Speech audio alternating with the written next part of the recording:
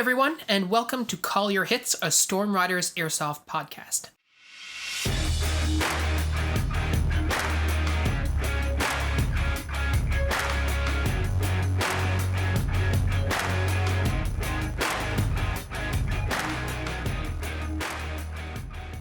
Thanks for joining us, everyone. Today we've got Jordan in the studio with us again. Jordan reached out to me because very recently he and his team had the chance to go out and play some Airsoft in a way that you guys hadn't done before, and I thought it was really interesting. So here he is to give us the lowdown on how that went. From just our previous conversations just leading up to the podcast, you were saying that your team traveled for the weekend to a nearby state. Rhode Island is what we were talking about, and you basically played CQB for the whole weekend. Is that pretty much summed it up? That is definitely what happened. So one of my friends, they're all my friends, but one of my teammates, Jeff, he lives close by, not really close by, but closest out of all of us to a couple of indoor fields that are in the Rhode Island area. And us being from New Hampshire and almost Vermont, for some of us, it's a bit of a drive. I know for me, it's almost 2 hours to get to Rhode Island, which is not horrible. I'll drive like an hour and a half, 2 hours for a good field, but only really if I know that somebody's going to be there. I'm not really just going to drive 2 hours by myself. But nevertheless, I had not gone to an indoor CQB field yet. So we hadn't done a real event since like November. And Jeff had been saying, well, maybe we should find a weekend. We can rent out an Airbnb and then we can just have, just a squad weekend where we go down and try out some indoor. And he is the only one that has played indoor Airsoft out of all of us. So it was a new thing. So this was your very, very first time playing indoor Airsoft? My first time ever playing indoor Airsoft. And you just decided to do that for the whole weekend. Yeah, for the whole week. So we rented out the Airbnb, so obviously we were just going to be hanging out and stuff. And we got up there. Our plan was to get up there the Friday night before we played. So we got up there Friday night, and then we played Saturday pretty much all day. We played from like 11 or like 12 till like 7 at night. And I'll go into detail about like how that was.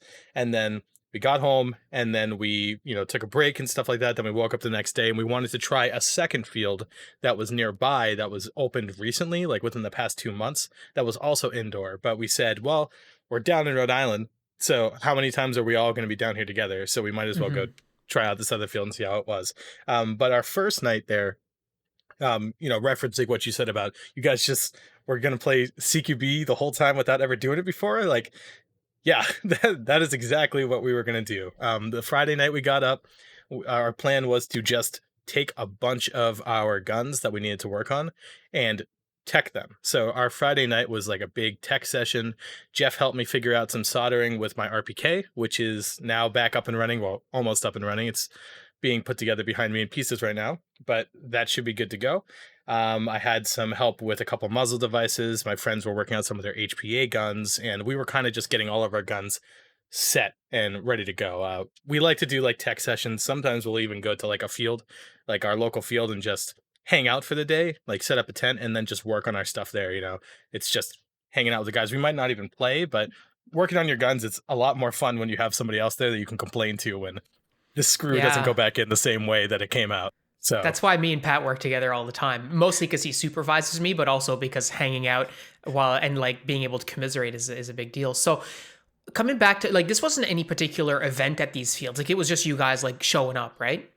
So it was like not an actual event, like it was not an official event. It was actually one of our teammates' birthdays last week. His birthday was on Wednesday. So we actually were calling it Operation Birthday Bash for a while. It was Kyle's birthday on Wednesday. So we were like, hey, well, for his birthday weekend, what did he want to do? And he's like, well, I know we were talking about doing indoor. Can we do that for my birthday? Like, can we celebrate that? So that was kind of what it turned into. Just like it was more of an excuse to get down there because I think we were going to go no matter what. But Kyle got to spend the weekend with 4 other guys in a house like on a little river. So that was pretty cool. But yeah, it was not an official event. It was one that we just like made up in our head to, give us a reason to go down there. But it was really just us saying, yeah, let's go travel, play some Airsoft and see what happens. So before we get into like the details of the actual like games and stuff themselves, one thing I'm curious about is the actual travel itself. Like, did you carpool? Did you like put all your gear in a big cube van? Like, because you showed me a picture of how much stuff you brought, and it was, I mean, no surprise, but it was a lot of stuff, a lot of guns, a lot of like hardware and stuff. So did you just pack all that into a van? How'd you manage that? So I drove up myself. I'm pretty far away from Matt, Kyle, and Will. They are all somewhat together in like the northern New Hampshire area, close to like the Vermont side. So they all carpooled down. They were the furthest away. They had like a 3.5 hour carpool. And they all rode in Kyle's new truck that he just recently got. So the back of that truck was loaded, loaded with stuff. I had to load up my little Subaru that I have. I recently got some gear totes, just like big plastic tubs, which are so useful. So useful for one, not having to wear my kit out to my car to put it in. Like Yeah. either I put on my vest and everything and like go out to my car and then take it off when I'm out there, or now I can just carry all my stuff and then just bring it in one trip. So just started doing that. So I had a tote, some pillows, I brought two guns, one that I just got from a mystery box recently, which is a just a stock Cyma Platinum M4, and my original M4 that I got, like my first gun ever, my Specna. And my whole goal was to just go down there and say, I'm just going to use the Specna the whole time. I had just swapped out the spring because indoor limits are generally low compared to outdoors, even though these Okay. ones were pretty similar. That was like our main goal, was just to make sure that we had working guns. So granted, we had way too many guns in those pictures that I sent you. Hmm. Um, those guns either one got worked on and fixed. So like we got one of our saws up and running, which Matt has been trying to do for a long time. So now we have an actual other saw besides my RPK LMG that we can use. Hmm. But also we just wanted to make sure that we didn't get stuck down there with like, oh, well, now my guns aren't working. I don't want it. Now I have to use a rental. We're Yeah. 3 hours away from home, stuff like that. We just wanted to enjoy it as best we could. Right. So I mean, and that's that's legit. I mean, I remember talking to Sam about like showing up to Milsim game and like having multiple guns just because. So that makes total sense. And like when you say the indoor limits are lower, or I mean, we're pretty comparable. What are you talking about in terms of limits? So the limits at the indoor fields were 350 with a 2.5. Okay. And that's pretty up there. Like Yeah. it's just under 1.5. I think it's like 1.35 or like 1.4. Like it's still in like, wow, that freaking hurts range when you get shot. Yeah. It's not like it was at 1 joule, which is kind of what I expected. I expected it to be 350 with a 2, but instead they were going with a 2.5. So it was a lot more lenient than I expected. There was definitely some, like, we definitely did not need that power. I was running my gun in 1 joule formation like the whole time. I threw in an M90 spring into it, so it was shooting like pretty close to like 312 with a 2.5 in it. Like it was well under the limit, and I was Hmm. totally happy with that. There was no need to be shooting field limit, especially with the crowd of people that were there. There was a lot of first time players, a lot of people that came in to rent for the first time. And if I was just beaming these people with like max field limit BBs all day long, I feel like it would turn a lot of people off. So Oh yeah. um, that was a big thing. So the field limits in general for indoor fields around me are at least like, our normal fields is like 1.64 to 1.89. That's like the normal rifleman limits, typically with no MED. This field was, I'm not totally sure on the joules, but 350 with a 2.5. I'm thinking it's around 1.4 ish joules that it was at. So significantly lower. The first field we went to had a 5 foot minimum engagement distance, which in CQB, kind of tough. Yeah. It's really tough, actually. A lot of times you take a corner and you expect somebody to be there, and it's like, well, I guess I can't shoot them, and then either they're gonna not know you're there and you're gonna get shot because they're surprised, or you're gonna call out safety, which is what you have to, safety kill. You can't say bang bang there, you can't say surrender. It had to be safety kill. And if you said it and they shot you, they were dead because you successfully safety killed them. If you both said it at the same time, you were both dead. You had to walk back to base. And then if you shot them and they said safety, or you shot them within 5 feet, then you were dead and you had to go back. So that first field a little bit difficult to deal with the safety kills. Second field, it was the same FPS limits, but no minimum engagement. So you could shoot anybody anywhere. And that field, not that it hurt a bunch, but sometimes taking those corners, knowing that you can get shot from 3 inches away, made you think twice about, just blaring in there like normal. Yeah, I dare say. I really like that idea of safety kill. I'm actually going to pitch it next time we're at our field because I think that's a really it's a really concise way for someone to understand the point of, for us, the point of like bang bang, right? Because it's never been about like you said, like coming into a corner and just going like bang, bang, bang. Like that's never been the point. Like it's always been like, I'm saying bang, bang instead of shooting you because I don't want to shoot you because I don't want to hurt you. So I think the idea of if I say safety kill to you and you shoot me, you're dead. Like I like that idea a lot. And I think that I'll pitch that and see what the refs think. But anyways, coming back to your story, the last thing I just had in terms of the safety, was there any mandatory like face pro? Is that a thing? I mean, I know that you rock it anyway, but is that something they mandated? They did not. Lower face protection was not required. It was heavily suggested. I will say that Kyle did not wear lower face protection, and he went the whole weekend without getting shot in the direct face. I don't My know how he man. did it. I don't know how he did it. It's actually funny. We jokingly called him Jesus at one point for his call sign, and it kind of stuck. And now, like, he was saying, well, like, of course, Jesus is just not taking any shots to the face this weekend. It's just the power that I have. And we thought Yeah. that was freaking hilarious. But I just thought he was insane for going into a CQB field with no mouth protection. Yeah, and I mean to be clear, like I'm gonna be wearing face protection this year. I've never really worn face protection when we play outdoors, but I would never go into a building without at least putting my Shima on top of my face or something. So like, whew, that's. Did he wear like a mouth guard or anything, or just Nothing. nothing? Nothing. Wow, It was beard and mustache, and that's all he had. And that's dude. not where the Kyle shenanigans end either. The birthday boy had the great idea of rocking his like literally 3 foot long M4. Like it's actually like I'll have to show you the picture again, Phil, after this, but that gun is like I longer than my noticed. wingspan. I Yeah. noticed in that picture one of those guns was really long, and I was like, they must be teching that. There's no way they're using that No, inside. But apparently, I was once again incorrect. he used that. He used that gun for almost every single game in there. And he did great with it. I mean, my reasoning behind it is I was going to run my RPK like in a long configuration because I wanted to learn how to manipulate it in close quarters combat because that's something that I need to get better with. I don't have a lot of that around me, so I wanted to be able to practice with it. Whether or not it was going to be good for CQB was not really on my mind. I wanted the practice. Kyle had the same idea, but his gun was just significantly longer. And Yeah. the look on everybody's face when he brought that thing in, because it's a CQB field. A lot of the people around there had not been to an outdoor field before. CQB is all they know. So when he walked in there, like when all of us walked in there wearing like our full milsim getup and stuff like that, and then Kyle has this like ungodly length M4, like Yeah. literally over 3 feet long. The people that were coming up to him, the people that were chronoing his gun, they're like, this is a CQB field, right? Like CQB, that you shouldn't be using something like this. Mind your business. Yeah, seriously. And he killed it. He had so much fun.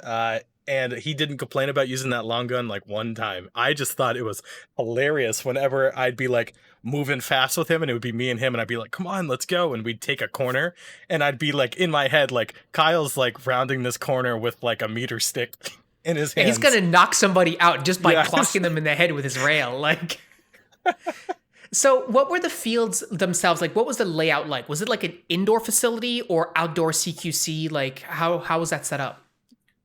The first field that we went to, both of them were actually indoor, like Okay. fully indoor. There's only been one field that I've been to that was a CQC outdoor field, which is also owned by the second field that we went to. They're like, it's just two different fields that they also own. But both the fields that we went to, one being Extreme Airsoft in Rhode Island, and the second being Advanced Action Sports in also Rhode Island. They were both fully indoors. One was in like an actual building, just like a regular structured building. The second one was in what seemed to be like a repurposed mill building. And we had like our field was like the full length of like one of the floors in the mill building. So it was like a football field long. but not super, super wide. So like some of the shots that you'd be trying to make were like, there's no way I'm hitting this. Like that's because it's like long, long hallways, like over 150 feet that you're trying to shoot with like point twos or 2.5s at like 1 joule. But then there were also some sections that were like just super, super maze. Like it was, you'd walk in and it'd be corner here, corner to your left, maybe a small window in front of you, and then like a doggy door that you'd have to like get out of or something. So, but both of the fields were indoors, fully built with structures, either through with wooden planks, mostly at the second field, and at Extreme, it was cars, 2 levels, like elevated buildings, full on saloons, like different themed stuff, like really cool stuff in there. And is it like was it multiple fields at the location? So like the location will be divided into like I hate the term when you just use it for clarity, like maps in the field, or is it just the whole thing is in play all the time? At these 2 locations, it was the whole thing. The Cool. whole thing was in play the whole time. I think at Extreme they sometimes do like speed QB tournaments where they'll rearrange the field. Everything on there is like individual, so like they can move everything independent from each other, so they can Okay. rearrange the field like every month or however often they do it. And in that case, when they did speed QB, I know they split the field in half and they only used like a tournament size section for it. But in our case, for both fields, we played the entire field the whole time. There was no like, oh, we're only going to play on this half or we're only going to play on that map. It was all one room that we played in. Gotcha. And what were the games like? Is it like a variety of games, like objective based, like team deathmatch? Like how does that work overall? Uh, I mean, I'm assuming it's similar to outdoors, just indoors. Yeah, so we warmed up with some TDM stuff. We did some TDM. Both locations did TDM, and then they both had their like versions of capture mode. So at Extreme, we played a bomb mode, and we actually had these little bracelets. I actually bought one myself. It's called a skirmesh bracelet, and what you do with that is you would go up to an RFID reader, like a box on the wall, and it would scan you. So when you went to go respawn, you'd hold up your wrist, it would scan you until it like fully turns green, like the bar will go across, and then you're good to go, like you've respawned. But objectives would also be using a wristband like that. So in one of the game modes we played at Extreme, it was a bomb detonation mode. So we had to get to a location that was marked on the field, arm the bomb by putting our wrist up to the box for X amount of time until it armed, and then it had like 5 minutes to detonate or something like that. So then we'd have to defend that spot for 5 minutes. To keep the other team away from disarming it by also putting their wrist up. So we played team deathmatch over there. We played, I wouldn't say capture, like there wasn't like King of the Hill or anything. It was mostly team deathmatch, a couple bomb modes, and then we had just some different variations on those. But the games were so fast, and it's not like a mode where you can like really plan ahead. Like you can say like off the run, off the gate, you're gonna go this way. But then as soon as that happens, like the plan is out the window, like all the Hmm. planning happens from spawn and like that's it. You just go into it. And it was like the same thing at advanced action sports. So we played a bomb mode there. It was actually cool. They had an actual bomb like that you could open up, and then you had to type in like a couple of codes to get it to arm, and then you had to disarm it. I never saw it because it was like it was just a defense mode for us, so like I never got to see the bomb. But it was mostly capture the flag for them, bomb modes, and then TDM. Right on. And like, how did you like it? So this was your first foray. So understanding, of course, the first time you do anything, you're generally gonna probably suck at it a little bit, if not a lot. In my case, at least. But How did that compare for you? Because I mean, you've been playing airsoft now for almost a full year, having done exclusively outdoor, and now you get dumped into CQB. How was that for you? So I thought I was gonna go in and just be absolute trash. Like I thought I was just gonna get like actually dogged on, like have like no kills at all, like be totally lost, tripping over myself and stuff. But what I realized is that once I learned the layout of the field, I had a lot of ideas going into it, like on what I think I should be doing during CQB, and a lot of the stuff that I do outdoors. Using cover and moving cover to cover fast, it's a lot more important in CQB, because when you get stuck in cover in CQB, you are really stuck. Like you can't Mhm. go anywhere. And it was all about being aggressive and moving. So I was very impressed with how we were doing. And I was super impressed with my team and how we were all moving together. We were just, you know, we would stack up on each other if we needed to. We'd just be like, all right, tap one on the shoulder, and then we would just go. And we just know where we were going, what we were supposed to do. It was very natural and free flowing and actually super cool. Like, I was not expecting the cohesion that we had. We knew where we wanted to go. We knew where we were supposed to look. And we did all this just because we've been playing with each other for a while, but it translated super well into CQB. So I did suck when I first started. I definitely got nailed a couple of times, and I'm like, wow. But then there was a couple, like a moment where I realized, like, this is just like outdoor. It's just closer.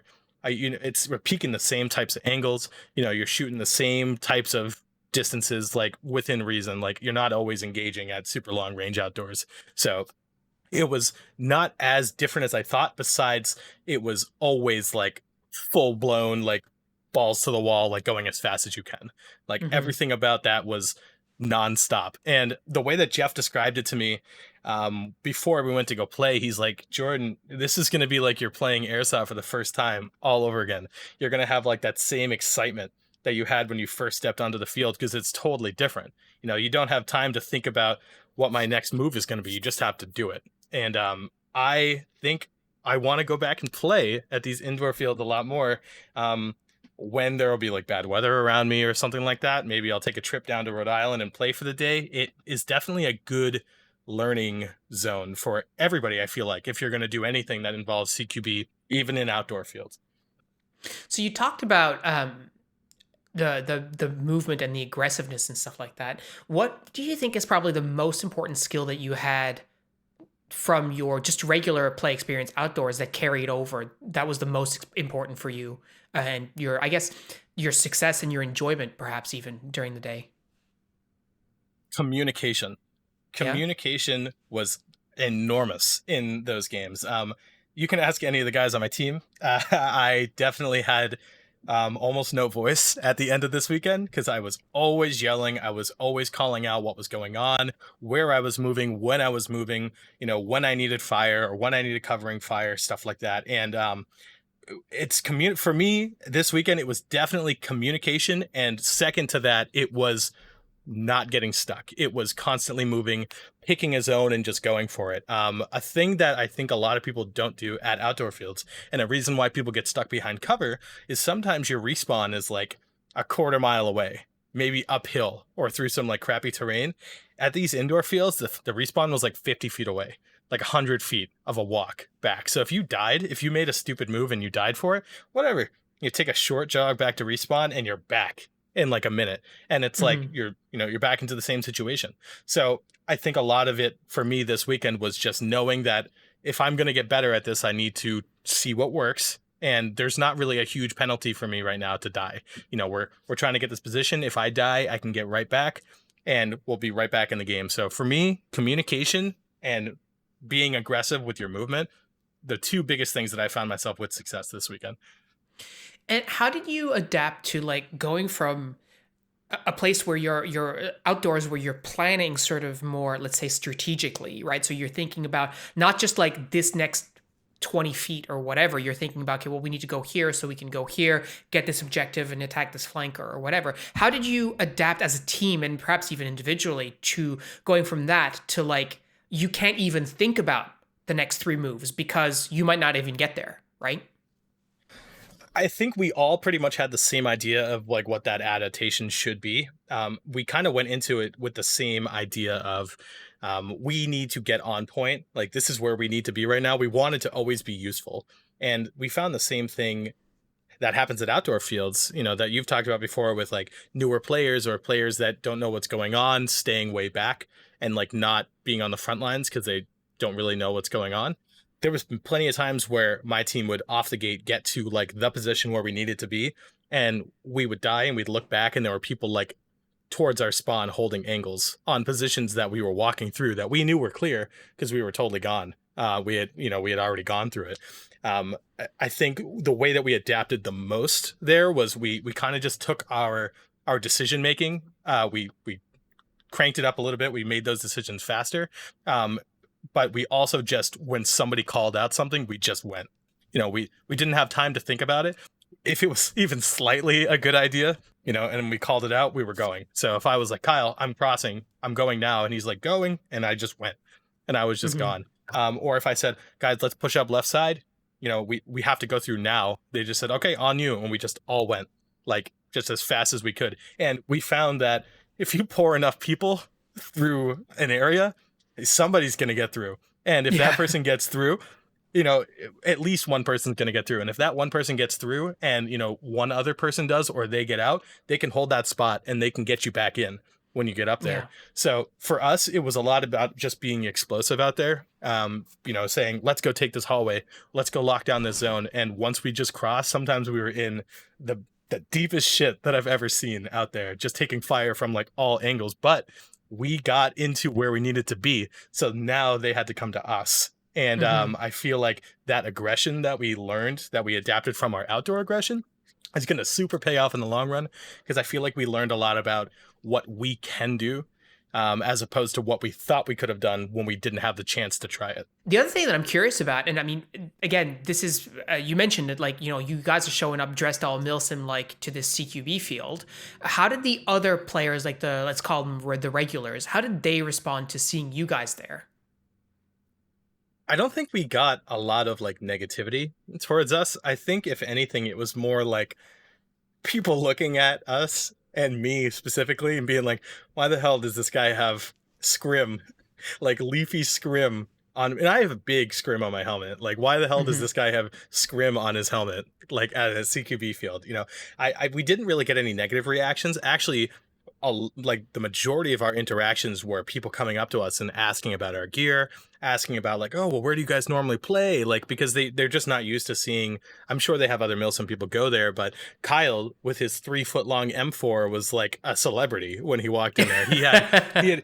He was on the field and somebody would be like, oh my God. And he would just unhook it from himself and be like, here. And he'd just like hand it to somebody. And they'd just be like, oh my God. Like little kids, the gun is taller than they'd be Yeah. holding on to it. And we didn't have like people coming up to us and being like, whoa, what are you guys doing here? Or anybody coming up to us and giving us issues.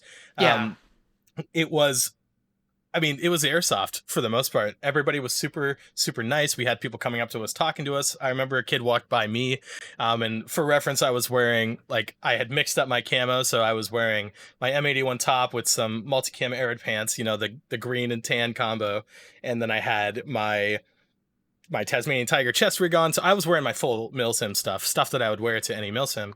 And this kid walked by me and he just stopped and turned around and he's like, you look so cool. And I was like, thanks, dude. And Jeff's like, no, man, he was talking to me. And I'm like, Jeff, he was looking me in the eyes.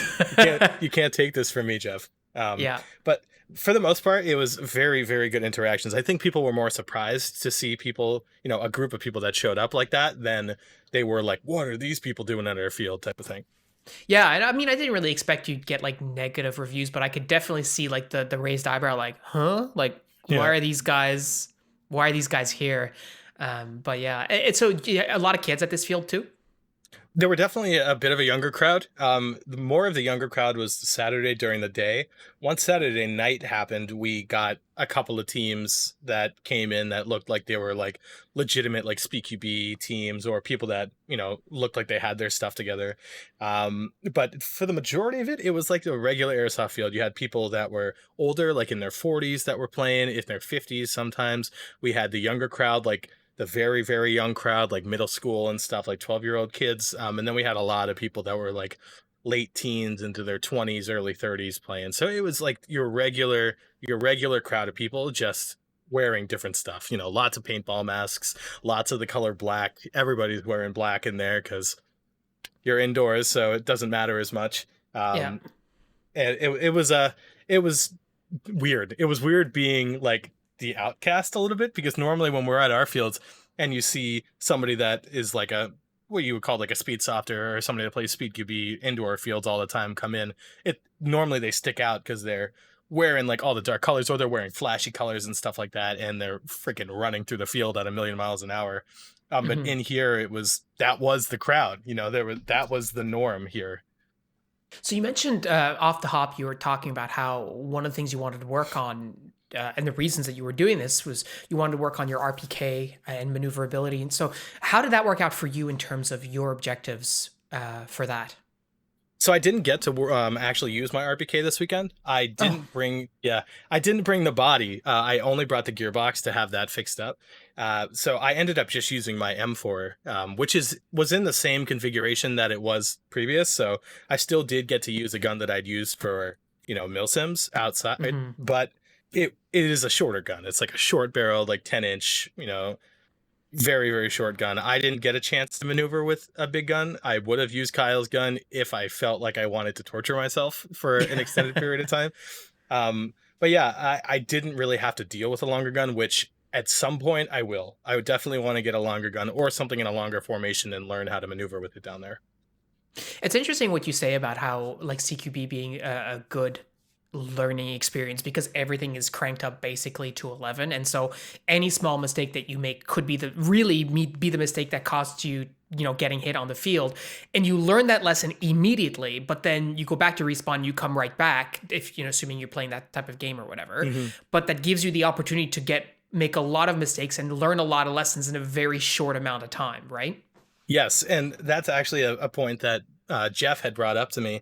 He said, normally you'll play outdoors and maybe you'll have like one or two experiences where you're like, wow, I've really made a good play. Like, and that maybe happens like once in like the 4 hours or 5 hours that you're playing. The CQB field, you're doing that like every round. There's something new and cool that's happening. Like there's so many different things that you get to try that you wouldn't Hmm. be able to at a longer game or an outdoor game. And very much to your point, it was very, you make the decision. If it worked or it didn't, you learned, and then you were right back into the situation again. Either it worked and you were now pushed up really far where you wanted to be, or you got destroyed and now you're walking back to base, but you're right back. It was a lot of instant either gratification or like disappointment, like, yeah, I knew that wasn't going to work, or wow, I really shouldn't have done this. It was really, really cool for that training aspect because it's like, well, maybe I should take this corner this way. Well, it didn't work 30 seconds ago. Maybe I should try it Yeah. now this way. It was awesome. I got so many reps in for everything, and it didn't hurt that the game time, 15-minute game times, but when you got out, they started a timer on like a screen that had a countdown for loading up. And if you weren't ready at that countdown, like by the end of the countdown, it was like 7 minutes when you came off the field, you sat out for the next round. You didn't play. So it was like for the 4 hour sessions that we played almost two of them, but for the 4 hour sessions we played, it was like game after game after game after game. We got so many games in. Like we played for probably 3 out of the 4 hours that we were, there per session, which is a lot more than you'd get from a normal field where you sit out for 15-20 minutes every single game. Yeah. So I want to talk about the physicality in a second, but you mentioned that it didn't hurt that they had a timer. What did hurt? Let's talk about hurt for a second, because you mentioned the velocity limits, and you mentioned the Face Pro, or if you're your buddy Kyle not wearing Face Pro because you're crazy, whatever it is. Let's talk about the hurt, and let's talk about the fear that's associated with that, like the fear of getting hit. How did that play out in your mind? Because I know for me, when I'm going into CQB, I'm always concerned about taking a close hit. And if I have people with me that are pushing me, then I'm fine to go. But when I'm just by myself, or if I'm not sure, sometimes I'm like, I don't like the feeling of that. I don't want to get shot. How did that play out in your mind, understanding that you were doing this a million times in 2 days? Very much like the first game that you play of an airsoft day. Once you get over that first like hit, it that pain, that fear kind of just goes away of like, wow, I'm gonna get hit at some point.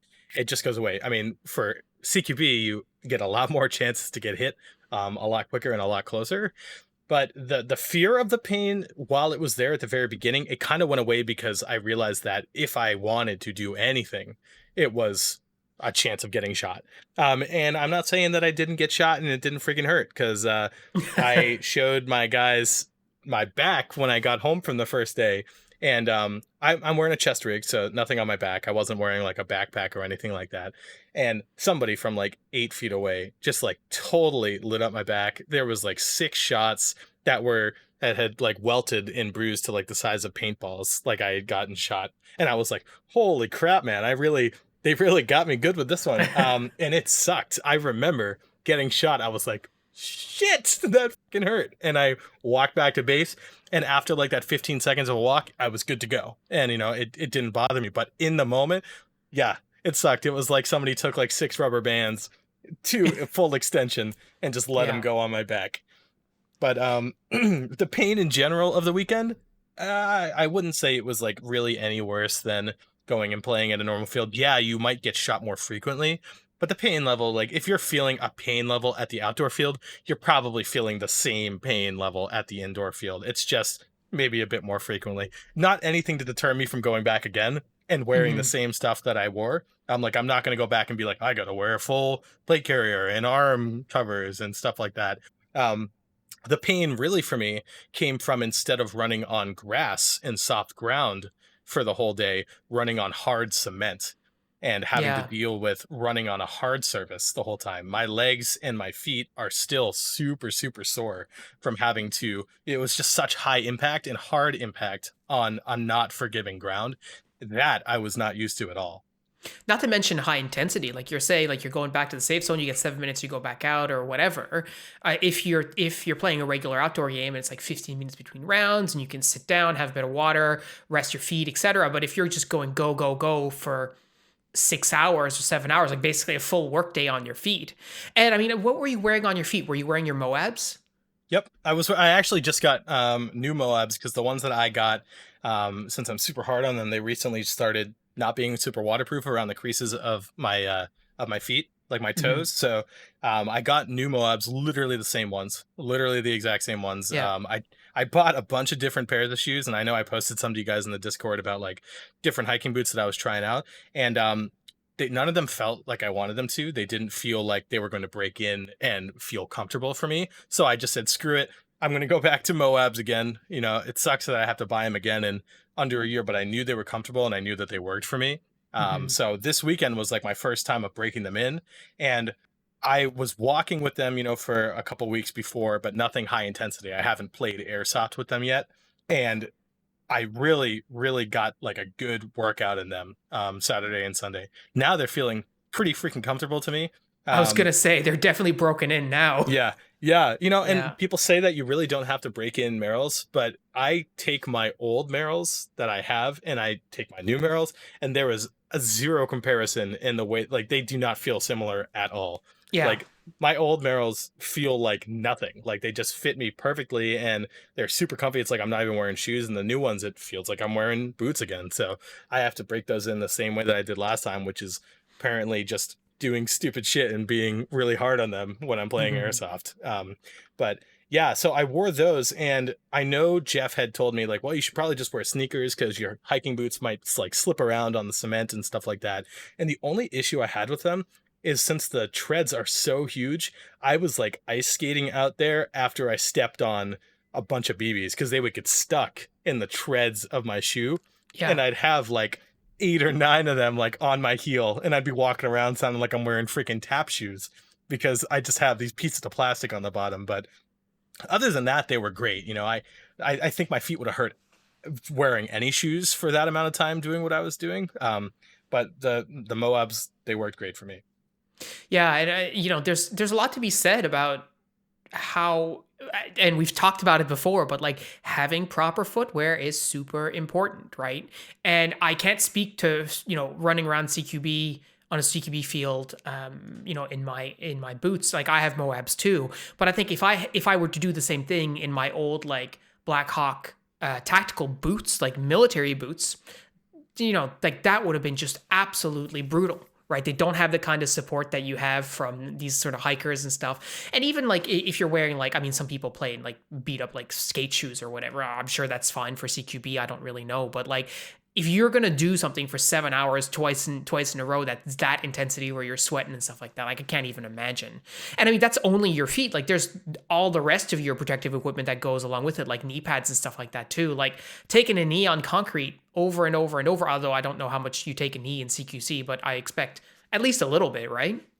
Oh yeah, I was taking a knee all the time. It was very similar to when I was outdoors. It was mostly when I needed to be in a cover that was low enough that I had to be crouched. But a lot of times, you know, I realized that peaking high and then peaking low, it's the same thing as outdoors. If it works outdoors, it's going to work pretty similarly in CQB. So I peeked at one angle up high and I was getting pre-fired there. I just peeked down low and they weren't expecting it, and sometimes you'd get the kill. So I was going down on a knee all the time because there was so much cover. There was little mazes like paintball.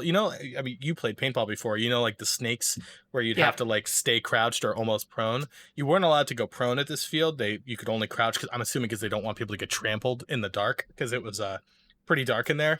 But there was a lot of cover that you had to be crouched or almost fully crouched to be fully covered in. And I was down on a knee all the time when I needed to be in those. There was a lot of standing because there was a lot of good stand-up cover and you had to be fast. But yep, knee pads. I had my built-in knee pads on my my Emerson combat pants.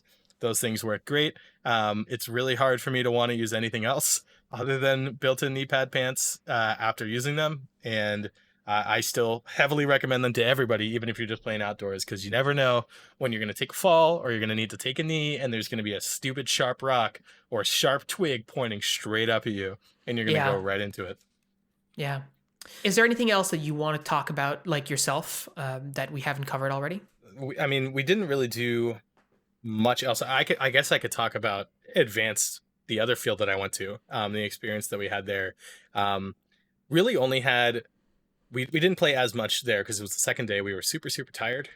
We just played like literally almost 7 hours of games the day prior. And it was, we knew we had a long drive home ahead of us after this, but we still wanted to try out a separate field. So this was on this was on Sunday, right? Yes, this was on Sunday. So our Airbnb checkout was at 11. So we had to make sure all the house was cleaned up and we had all of our gear and stuff like that. And this field was actually like 15 minutes away from our Airbnb. The other one was, slightly over a half hour. So a bit longer drive, but really close on Sunday. And we got there and I had my gear tote and everything like that. And we pulled up and it was a mill building. And I looked at Jeff with my tote and my gun bag in my hands and my backpack on my back with like my water in it. And I said, Jeff, what are the chances that this building, that our field is on the first floor, right? Like, what are the odds that we're going to walk in there and the field's going to be right there? Like, nope. The field is on the 5th floor, up like 4 flights of stairs. And there I am with at least 50 or 60 pounds of stuff on me. And I'm like, all right, here we go. And I just had to carry all my stuff up the stairs. It was brutal. It was super brutal. It made me really think like, wow, I have too much shit. Yeah, really. Hey, that's a rookie move and you hate to see it. Yep. I had way too much stuff. And it was mostly because I had packed all my stuff already to leave. Like it was all the stuff that I had in my car. And I don't know about you, but I hate packing and then unpacking and then repacking and then doing it over and over and over again. So I had most of my stuff like packed like on me. But enough about that. The field itself was much newer. It was a lot more lit. There were a lot like windows, like the whole thing was lined with windows because it's an old mill building. So a lot of the side corridors were super bright. Tracers didn't work as well in there, as opposed to the other field where it was like black light there and a lot of dark stuff. So like tracers were king. You always knew where you were shooting, and flashlights were super good. This field was almost like, I guess people call it like Japanese spec. In Japan, I guess a lot of times they play with fields that are symmetrical on both sides, and that's kind of like what this field was. It was built the same way on both sides so that both teams would have an even footing on what they were doing. And this one was, like I said, it was pretty new. I really don't have any complaints about the field. I think it was hard to compare the two because Extreme has been around for so long and they have built up their field to be this magical place with lots of lights and loud music and stuff like that. This field has a lot of potential. The owners are great, and I love chatting with them. Only issue I had was some guy got super upset at me because he thought I wasn't calling my hits. And it was like the first time that anybody said anything to me that day, like that I was playing against. And he just like freaked out, like absolutely freaked out. Oof. And I was like, what? I was like, what's going on? Like, for most of the time you hear people making comments or stuff and you're like, oh, it's getting worse, something like that. But this guy, like, he was holding a corner and I peeked out super wide, and I peeked out super wide and I was just moving and shooting because I had to kill him. If I didn't kill him, we wouldn't get that point. And I shot him, and then he called his hit, and then he's like, "You're really not gonna call that? Are you freaking kidding me?" And then he's walking back yelling. They have a cameraman that they actually hired on the field, like the field owners. They contracted him for like 6 months to like record and take pictures every single game that they play, which Mm-hmm. I'm super excited for. Waiting for those pictures. I'll post them all when I get them. But the guy walked by the cameraman, and then he's like, "Look at this freaking cheater! Turn and record that guy so everybody knows who he is." And there I am sitting there like what's Did you going talk on, about man? me? Like, yeah, like that's me. Like I'm cheating. And then the field owner came over to me, who's named Ian, and he was like, "So what happened?" And I'm like, he thinks he shot me, and he's like, "Well, did you get shot?" And I'm like, "I did not feel anything. If he did shoot me, I did not feel a single thing." And he's like, "All right, well, just go back to base. It's easier for this situation if we just do that." And then I was really, really salty about that, just because I, even if I thought people were cheating before, I would never, ever, ever freak out like that and start Yeah, yelling at somebody like that to call their hits, making a scene, especially when it was the first time that I heard anybody say anything that day about like being negative and calling hits.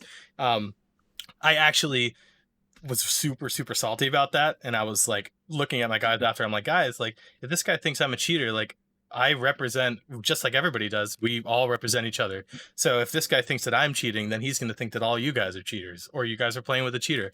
And totally. I was super bummed out about that.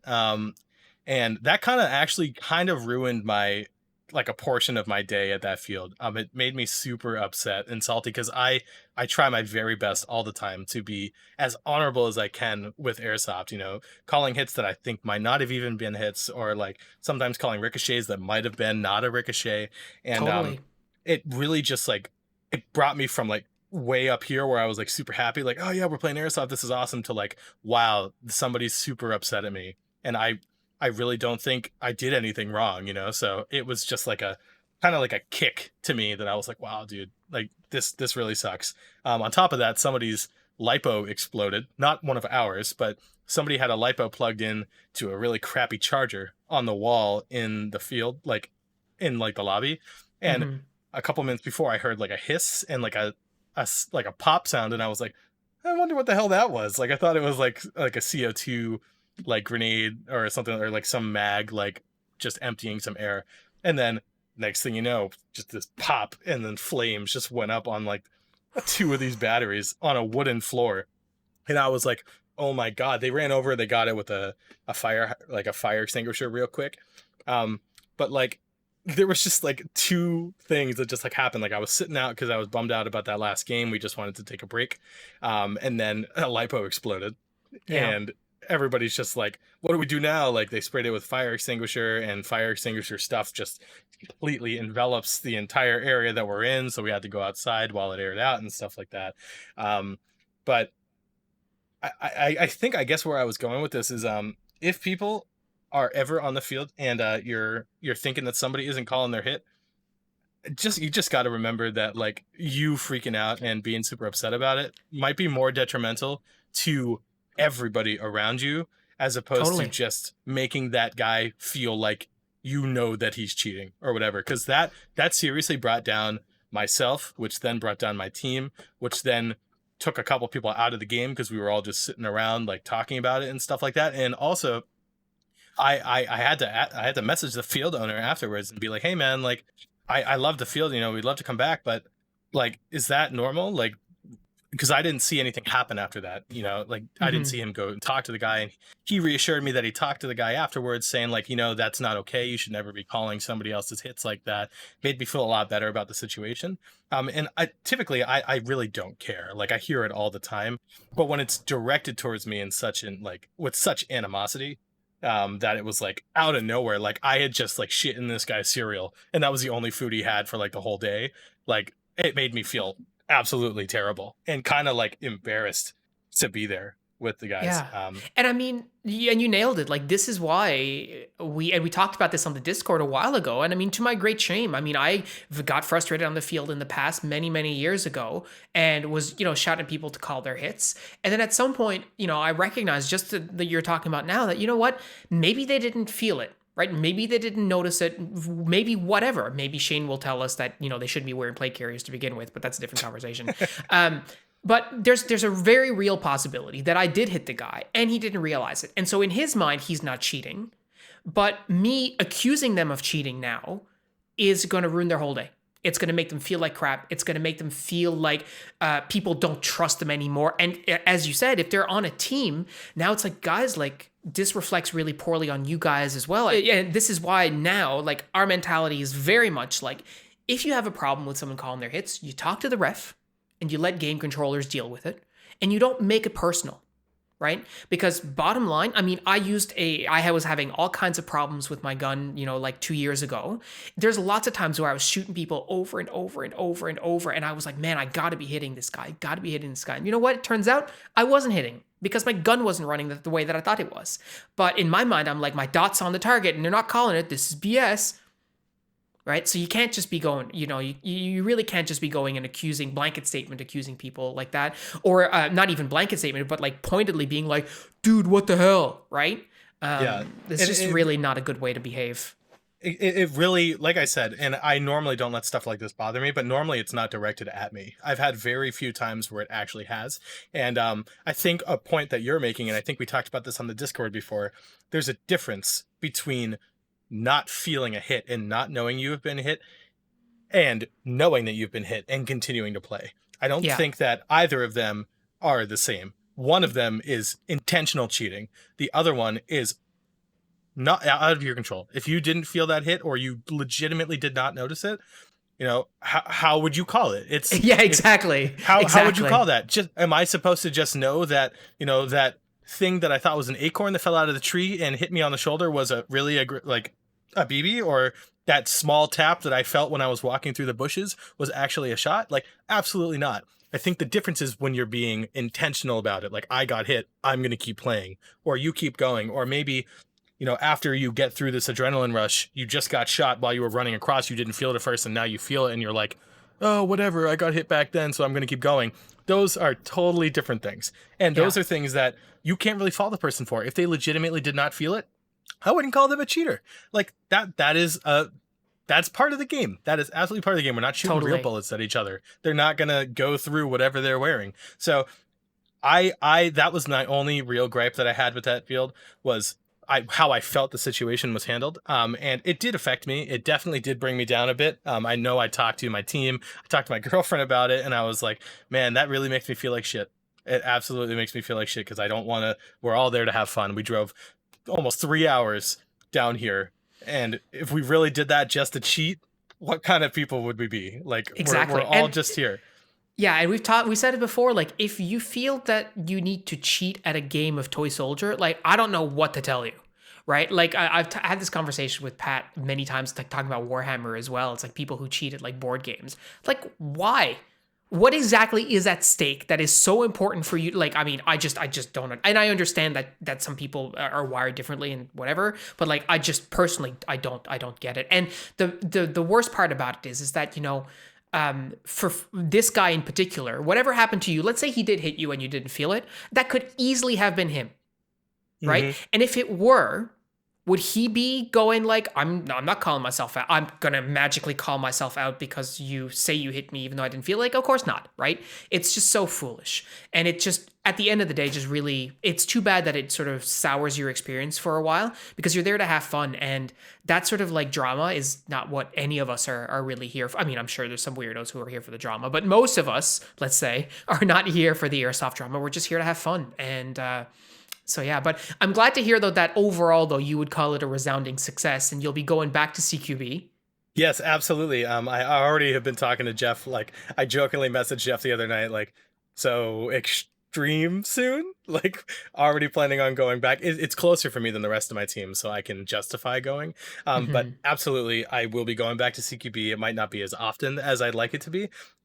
But that was a lot of fun. I think everybody, if they have the chance around them to try a CQB field, whether or not you're a Milsim player or, just a regular casual player, should try it. It's a totally different way to experience the game. It gave me like a new fire that like I wanted to practice different things. It gave me a lot of different insights into the different style and the different enjoyment that people get out of the game. And overall, it just made me like Airsoft that much more. So I had a great time. Awesome. And I'll absolutely be going back at some point. CQB was awesome.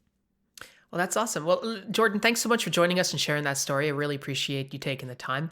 Guys, if you want to hear more about Jordan's exploits and maybe see pictures of the ridiculous arsenal that he and his team brought out to a 2-day event, join us on the Discord. The link is in the description. We'd love to have you join the community.